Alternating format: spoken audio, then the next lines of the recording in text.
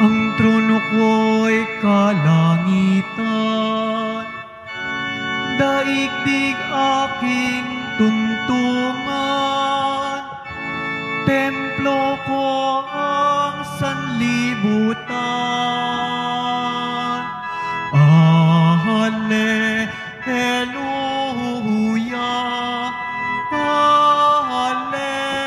hallelujah, hallelujah.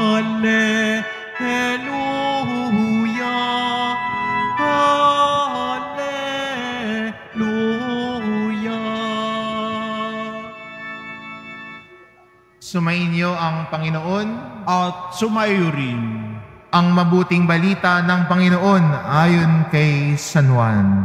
Papuri sa iyo, Panginoon. Noong panahong iyon, sinabi ng Samaritana kay Jesus, Ginoo, sa wari ko'y propeta kayo. Dito sa bundok na ito, sumasamba sa Diyos ang aming mga magulang. Ngunit sinasabi ninyong mga Hudyo na sa Jerusalem lamang dapat sambahin ang Diyos. Tinagon siya ni Jesus, Maniwala ka sa akin, ginang. Dumarating na ang panahon na sasambahin ninyo ang Ama. Hindi lamang sa bundok na ito o sa Jerusalem. Hindi ninyo inaakala ang kinikilala ang inyong sinasamba. Ngunit nakikilala namin ang aming sinasamba. Sapagkat ang kaligtasan ay galing sa mga Hudyo. Ngunit dumating na ang panahon, ngayon na nga, na ang mga tunay na sumasamba sa Ama ay sumasamba sa Kanya sa Espiritu at sa katotohanan. Sapagkat ito ang hinahanap ng Ama sa mga sumasamba sa Kanya. Ang Diyos ay Espiritu, kaya dapat siyang sambahin sa Espiritu at sa katotohanan. Ang mabuting balita ng Panginoon. Pinupuri ka namin, Panginoong Heso Kristo. Maupo po tayo.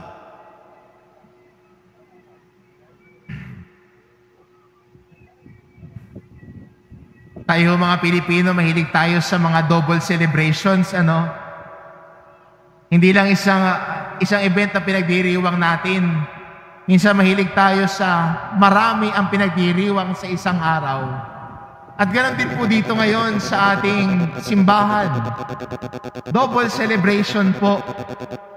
Unang-una, pinagdiriwang natin at inaalala natin ang kapistahan po ni San Lorenzo Ruiz ng Maynila.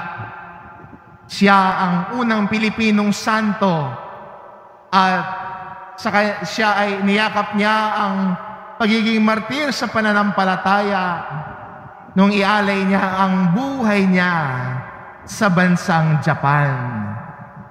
Tinanong siya, tatakwil mo ba pananampalataya mo? Ang sagot niya, 1,000 mahal ang buhay ko, 1,000 ring ulit ibibigay ko ito sa Diyos.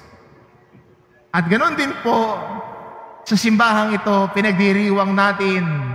Kaya hindi pula ang suot ng pari ngayon dito sa simbahan na ito, kundi puti, bilang pagdiriwang ng anibersaryo ng pagkakatalaga ng simbahang ito bilang bahay dalanginan. Noong September 28, 1987 po, ay tinalaga ang simbahang ito. Nilangisan po ang altar at ang mga pader. Kung makikita po ninyo sa mga pader, may mga kandila, may mga krus po sa ibabaw ng mga kandilang yan. At nilangisan po yan 36 years ago. Dalawang mahahalagang araw sa buhay pamayanan at buhay simbahan. Mahalaga sa atin ang bahay dalanginan dahil mahalaga sa atin ang Diyos. Kaya di ba pag pumapasok tayo sa simbahan, nagbibigay tayo ng kaukulang paggalang. Sinisimulan natin ang pagpapahayag ng paggalang. Kung nakasombrero ka, papasok ka sa simbahan, tatanggalin mo yung sombrero mo. Bilang pagpapahayag ng respeto. Bakit? Dahil mahalaga sa iyo ang bahay dalanginan. Pag pupunta ka sa simbahan, nagbibihis ka na maayos. Bakit? Hindi pa dahil para pumorma, pero dahil mahalaga sa iyo at nagbibigay respeto ka sa Diyos na ating nakakadaupang palad sa pagdiriwang ng Eucharistia at sa Diyos na nagmamahal sa atin na nananahan sa bahay dalanginang ito. Mahalaga ang Diyos. Kaya mahalaga din sa atin ang araw na ito dahil pinapahayag natin na mahalaga ang bahay dalanginan, mahalaga ang simbahang gusali, dahil mahalaga sa atin ang Diyos. Si San Lorenzo Ruiz po ay inalay din ng buhay sa pagpapahayag ng salita ng Diyos. Pumunta siya sa ibang bansa para ipahayag ang mabuting balita na kanyang tinanggap at niyakap para bumuo ng pamayanan. Hindi ba ang simbahan din ay nakikita sa pamayanan na nananampalataya? Kaya tayo din po sa ating mga pamamahay, kung naroon ang Diyos at pinapahayag natin na mahalaga ang Diyos sa buhay natin, tayo din ay nagiging munting simbahan sa pamamagitan ng ating pagkakaisa sa pananampalataya. Hindi ba nung nagsimula yung pandemya, lahat tayo bawal pumunta sa bahay dalanginang ito. Sarado. Pero dahil sa mga online masses, nakakapagsimba sa bahay. Kaya ang mga sariling bahay, dahil nananalangin ng sabay, nagiging munting bahay, dalanginan din ito. Kung ang pamilya ay sabay-sabay nagdadasal, buhay ang simbahan sa kanilang pamayanan at pamilya. Ang simbahan po ay hindi lang yung gusali. At ito'y pinagdiriwang natin ngayon. Pero ang simbahan din ay tayo, pamayanan, komunidad na nananampalataya, komunidad na sumusunod sa yapak ng Poong Hesus Nazareno. At ito ang ninais ni San Lorenzo Ruiz ng Maynila na nung po sumama siya sa Japan para ipahayag ang mabuting balita na umusbong ang simbahan, ang pamayanan. Pero ang naging pundasyon ay hindi haliging bato, kundi ang naging pundasyon ng pamayanang Kristiyano roon ay ang kanilang dugo. At yun naman ang pundasyon ng ating simbahan. Hindi lamang po ang pundasyong bato, kundi ang pundasyon din ng pag-aalay ng buhay ng mga martir. Sabi nga ho ay, the foundation of the church is the blood of the martyrs. Na nagiging inspirasyon din sa atin, mga Kristiyano ngayon, na patuloy bigyang halaga ang ating pananampalataya.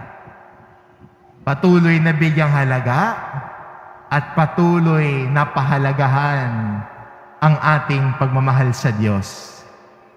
Kaya bagamat dalawa ang pinagdiriwang natin, sa pistahan ni San Lorenzo at ang anibersaryo ng pagkakatalaga ng simbahang ito,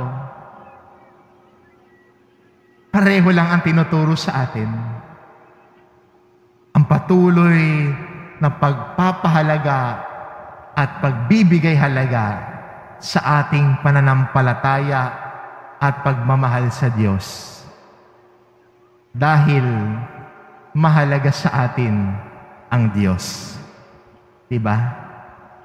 Pinahahalagahan, binibigyang halaga, kasi mahalaga.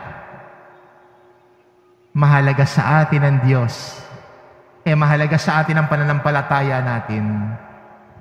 Mahalaga sa atin ang bahay dalanginan. Mahalaga sa atin ang pagpapahayag ng mabuting balita. Ang sama-sama nagdadasal, lalo na ang mga pamilya. Mahalaga ito sa atin dahil mahalaga ang Diyos sa atin.